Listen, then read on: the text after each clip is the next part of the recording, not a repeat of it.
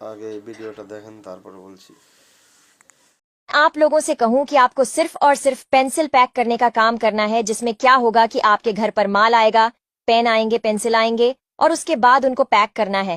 एक पैकेट में 10 पेन या पेंसिल आपको रखनी है और उसे पैकेट को पैक करना है। माल कंपनी आपके घर पर देने आएगी, आपके घर से ही लेकर जाएगी। आपको 30,000 रुपए महीने की सैलरी दी जाएगी। 15,000 रुपए आपको एडवांस दिया जाएगा। इसको महिला पुरुष कोई भी कर सकता है। अगर आप भी काम लेना चाहते हैं तो दिए गए नंबर पर तुरंत कॉल करें और काम स्टार्ट करें।